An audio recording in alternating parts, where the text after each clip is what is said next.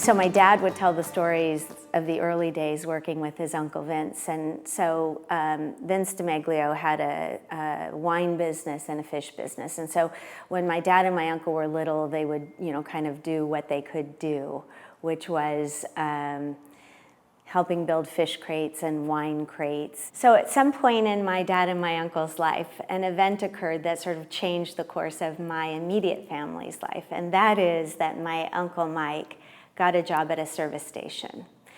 And my dad was still working at the fish market.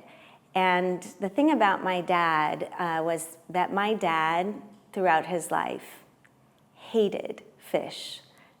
He hated the smell of it, he hated the taste of it, and he would describe his time delivering fish as, he would hold his breath, get the fish where it needed to be, stand back as far as he could and breathe. And his whole family was in the fish business. So, as far as he was concerned, the fish business was what one did until my uncle got this job and a new world opened up to my dad and my uncle. And so my dad and my uncle befriended my uncle's boss. And when the guy was ready to sell, they bought the gas station and they opened Joe and Mike's on 9th Street.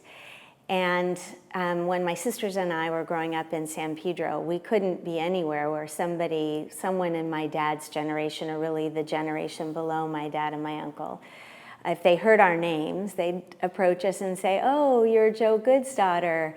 I used to work down at Joe and Mike's when I was a teenager. It's where we all hung out." I'm sure my dad and my uncle taught them how to sweep down there.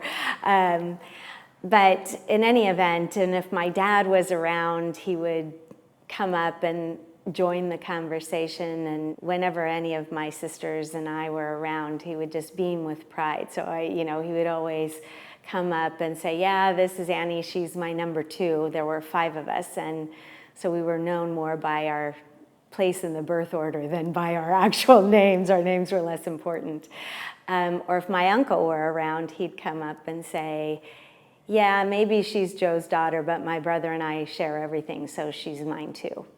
And that's how people always knew my dad and my uncle in town, from Joe and Mike's. And they knew them not as Joe or Mike, they actually knew them as Joe and Mike. And whatever business they did, and they got into real estate development and other things in the car business, but Joe and Mike's was what they were known for. Joe and Mike were who they were, never Joe or Mike, but Joe and Mike, and they were partners in everything throughout their lives.